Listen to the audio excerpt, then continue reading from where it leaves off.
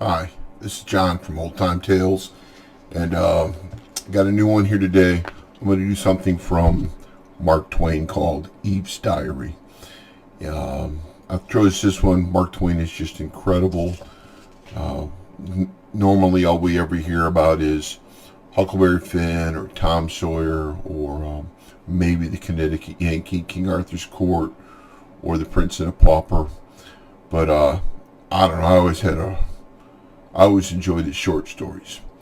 And this one's not too short, but since it's Mother's Day coming up tomorrow, I wanted to do Eve's Diary. And it's in two parts. And the first part is Eve. This is translated from the original. Saturday. I am almost a whole day old now. I arrived yesterday. That is, as it seems to me. And it must be so, for if there was a day before yesterday, I was not there when it happened, or I would remember it. It could be, of course, that it did happen and that I was not noticing. Very well, I will be watchful from now. And if any day before yesterday's happened, I will make a note of it. It will be best to start right and not let the record get confused. For some instinct tells me that these details are going to be important to the historian someday. For I feel like an experiment. I feel exactly like an experiment. It would be impossible for a person to feel more like an experiment than I do. And I am so coming to feel convinced that this is what I am, an experiment. Just an experiment and nothing more. Then if I'm an experiment, am I the whole of it? No, I think not. I think the rest of it is part of it. I am the main part of it, but I think the rest of it has to share in the matter. Is my position assured, or do I have to watch and take care of it? The latter, perhaps. Some instinct tells me that eternal vigilance is the price of supremacy. That is a good phrase, I think, for one so young. Everything looks better today than it did yesterday. In the rush of finishing up yesterday, the mountains were left in a ragged condition, and some of the plains were so cluttered with rubbish and remnants that the aspects were quite distressing. Noble and beautiful works of art should not be subjected to haste, and this majestic new world is indeed a most noble and beautiful work, and certainly marvelously near to being perfect, notwithstanding the shortness of the time. There are too many stars in some places and not enough in others, but that can be remedied presently, no doubt. The moon got loose last night and slid down and fell out of the scheme. A very great loss. It breaks my heart to think of it. There isn't another thing among the ornaments and decorations that is comparable to it for beauty and finish. It should have been fastened better, if we can only get it back again.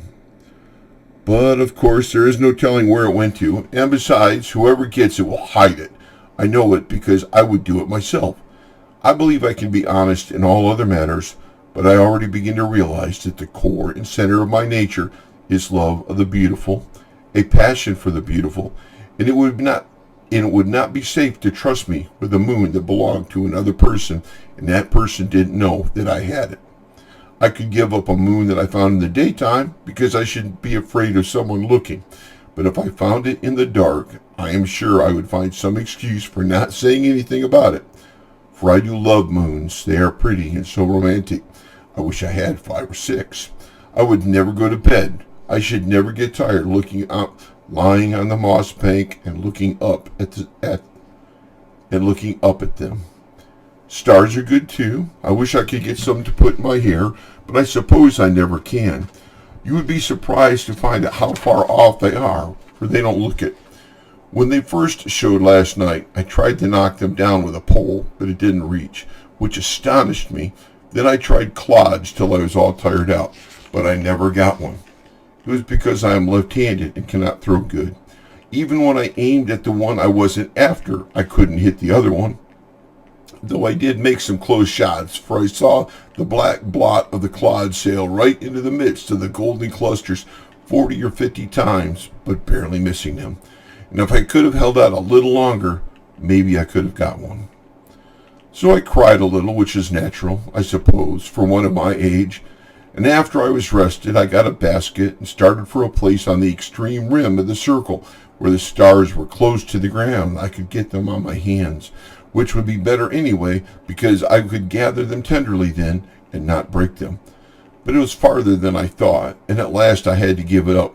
I was so tired I couldn't drag my feet another step.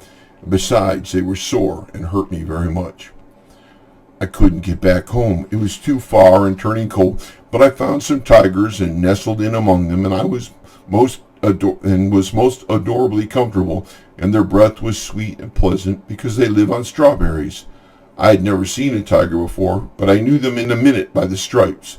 If I could have one of those skins, it would make a lovely gown. Today I'm getting better ideas about distances. I was so eager to get a hold of everything pretty that I giddily grabbed for it, and sometimes when it was too far off, and sometimes when it was but 6 inches away, but seemed a foot, alas, with thorns in between.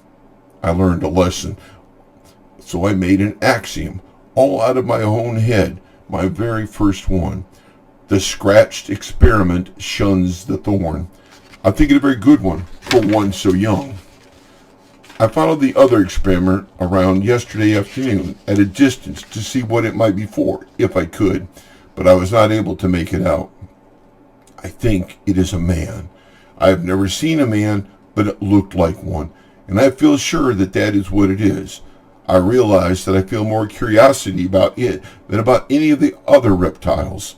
If it is a reptile, and I suppose it is, for it has frowsy hair and blue eyes and looks like a reptile. It has no hips. It tapers like a carrot. When it stands, it spreads itself apart like a derrick. So I think it is a reptile, though it may be architecture. I was afraid of it at first and started to run every time it turned around, for I thought it was going to chase me. But by and by, I found it was only trying to get away. So after that, I was not timid anymore, but tracked it along several hours, about 20 yards behind, which made it nervous and unhappy. At last it was a good deal worried, and I climbed a tree. I waited a good while, then gave it up and went home. Today the same thing over. I've got it up a tree again. Sunday.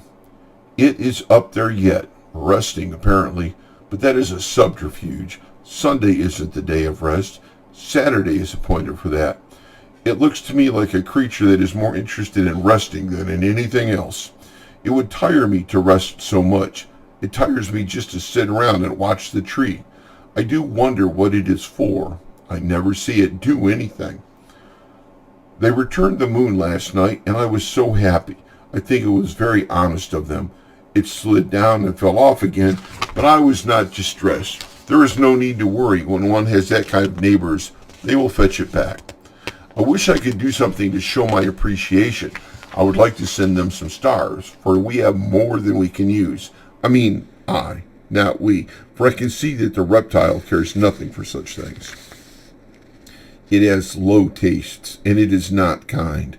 When I went there yesterday evening in the gloaming, it had crept down and was trying to catch the little speckled fishes to play in the pool, and I had to clod it to make it go up the tree and let them again and let them alone. I wonder if that is what it's for. Hasn't it any heart? Hasn't it any compassion for those little creatures? Can it be that it was designed and manufactured for such ungentle work? It has the look of it. One of the clods took it back in the ear, and it used language. It gave me a thrill, for it was the first time I had ever heard speech except my own. I did not understand the words, but they seemed expressive. When I found it could talk, I felt a new interest in it, for I love to talk. I talk all day, and in my sleep too, and I am very interesting. But if I had another to talk to, I could be twice as interesting and would never stop if desired. If this reptile is a man, it isn't an it, is it? That wouldn't be grammatical, would it? I think it would be he. I think so. In that case, one would parse it thus: nominative, he; dative, him; possessive, hisn. Will I consider it a man and call it he until it turns out to be something else? This will be handier than having so many uncertainties. Next week, Sunday. All the week I tagged around after him and tried to get acquainted. I had to do the talking because he was shy, but I didn't mind it. He seemed pleased to have me around, and I used the sociable we a good deal because it seemed to flatter him to be included. Wednesday. We are getting along very well now and getting better and better acquainted. He does not try to avoid me anymore, which is a good sign, and shows that he likes to have me with him. That pleases me, and I study to be useful to him in every way I can so as to increase his regard. During the last day or two, I have taken all the work of naming things off of his hands, and this has been a great relief to him. He can't think of a rational name to save him, but I do not let him see that I am aware of his defect. Whenever a new creature comes along, I name it before he has time to expose himself by an awkward silence. In this way, I have saved him many embarrassments. I have no defect like this. The minute I set eyes on an animal, I know what it is. I don't have to reflect a moment. The right name comes out instantly, just as if it were an inspiration, as no doubt it is. For I am sure it wasn't in me half a minute before. I seem to know just by the shape of the creature and the way it acts what animal it is. When the dodo came along, he thought it was a wildcat. I saw it in his eyes. But I saved him, and I was careful not to do it in a way that could hurt his pride. I just spoke up in a quite natural way of pleasing surprise, and not as if I was dreaming of conveying information, and I said, "Well, I do declare, if there isn't the dodo," I explained, without seeming to be explaining how I knew it to be a dodo, and although I thought maybe he was a little piqued that I knew the creature when he didn't, well, it was quite evident that he admired me. That was very agreeable. I thought of it more than once with gratification before I slept. How a little thing can make us happy when we feel that we have earned it. Thursday, my first sorrow. Yesterday he avoided me and seemed to wish I would not talk to him.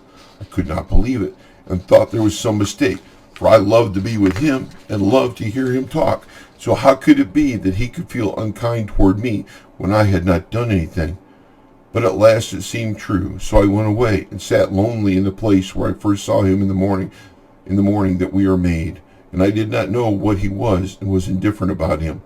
But now it was a mournful place, and every little thing spoke of him, and my heart was very sore. I did not know why very clearly, for it was a new feeling. I had not experienced it before. It was all still a mystery, and I could not make it out. But when night came, I could not bear the lonesomeness, and went to the new shelter which he has built to ask him what I had done that was wrong, and how I could mend it and get back into his kindness again. But he put me out in the rain, and it was my first sorrow. Sunday. It is pleasant again now, and I am happy, but these were heavy days, and I do not think of them when I can help it. I tried to get him some of those apples, and I cannot learn how to throw straight. I failed, but I think the good intention pleased him. They are forbidden, and he says I shall come to harm. But so I come to harm through pleasing him. Why shall I care? To what harm? Monday. This morning I told him my name, hoping it would interest him, but he did not care for it. It is strange.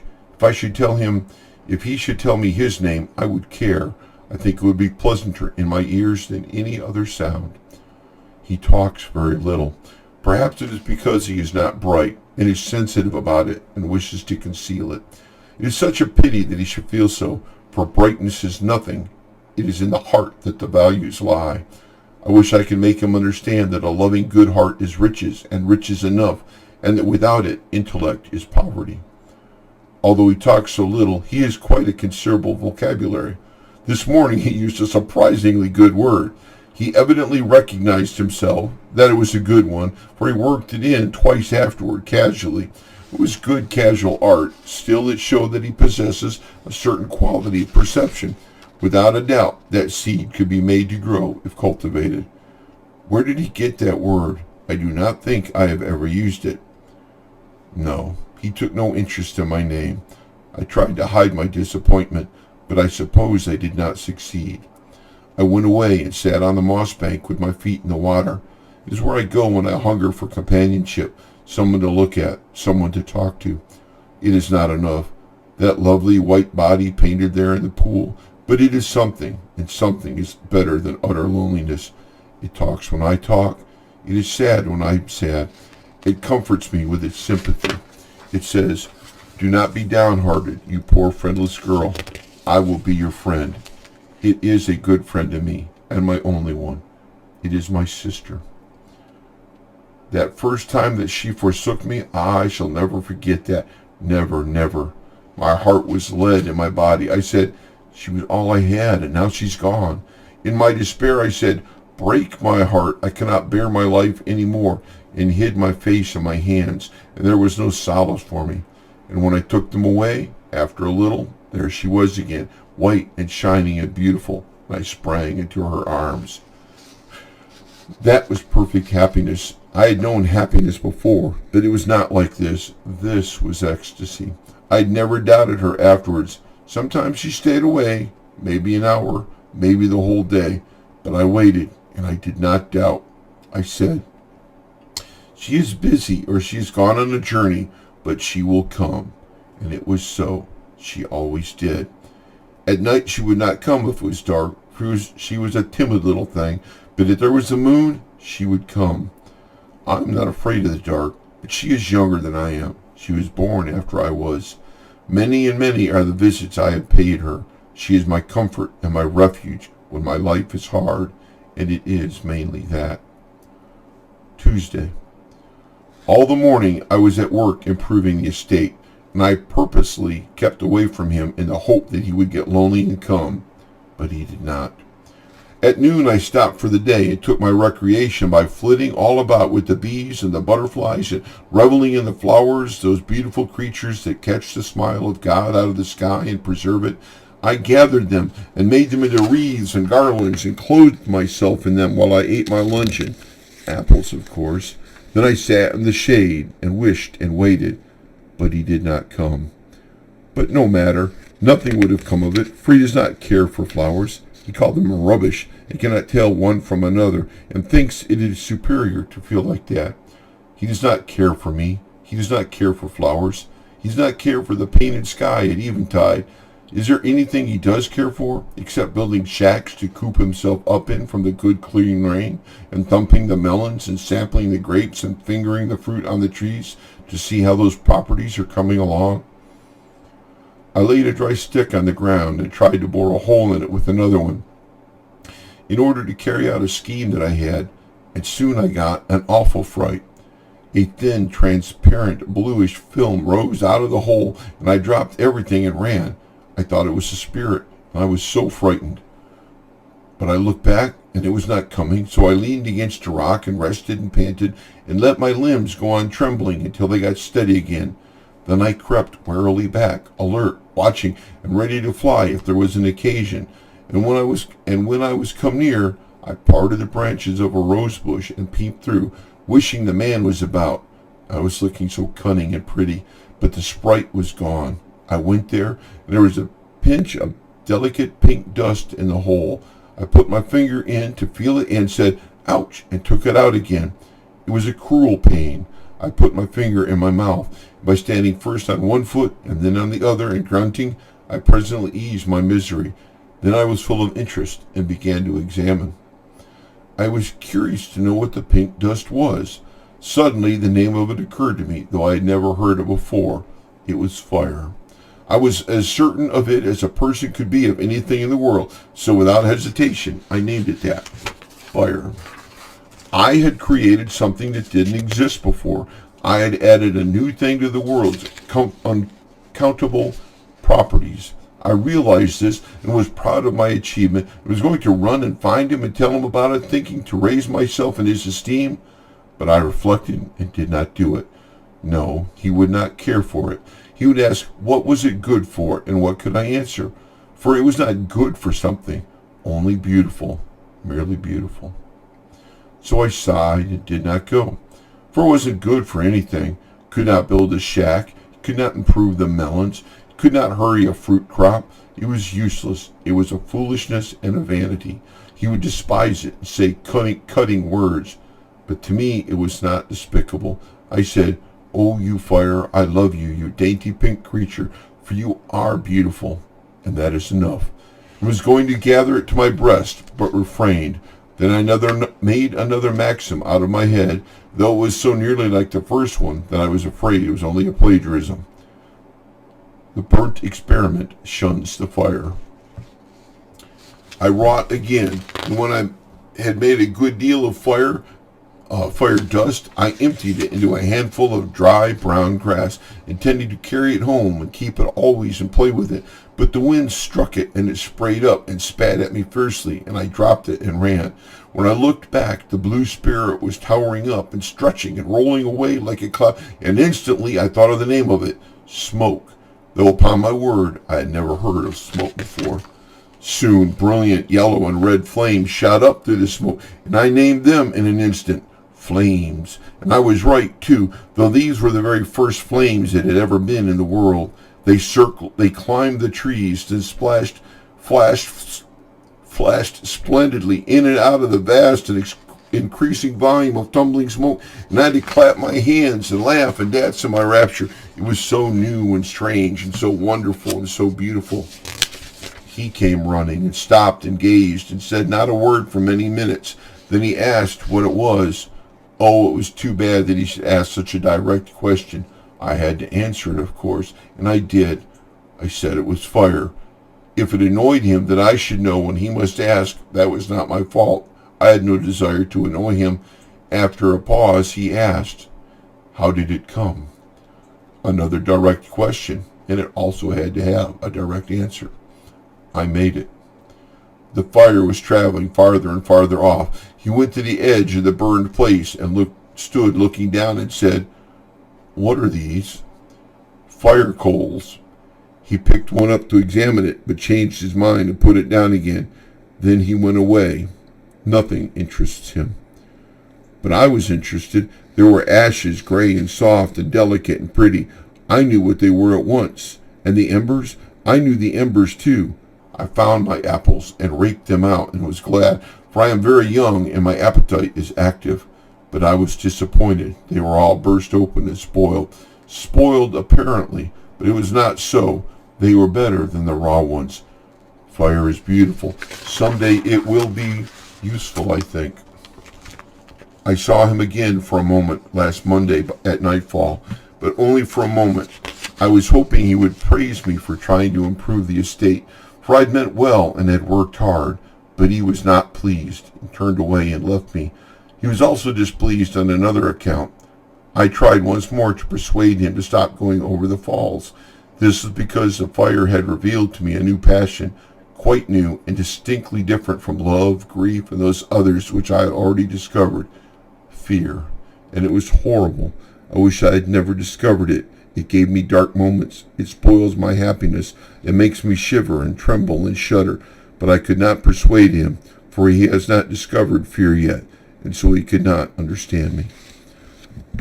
And that's the end of part one, Eve's part. I'll continue part two, Adam's part. And Adam's part is, he has quite a different perspective on things than Eve does. Thank you very much. This is Old Time Tales. I'm John, the Old Timer, and appreciate you listening. If you don't mind, go ahead, like and subscribe and do all that YouTube stuff to help me out. I appreciate it. Hope you enjoyed it. Happy Mother's Day.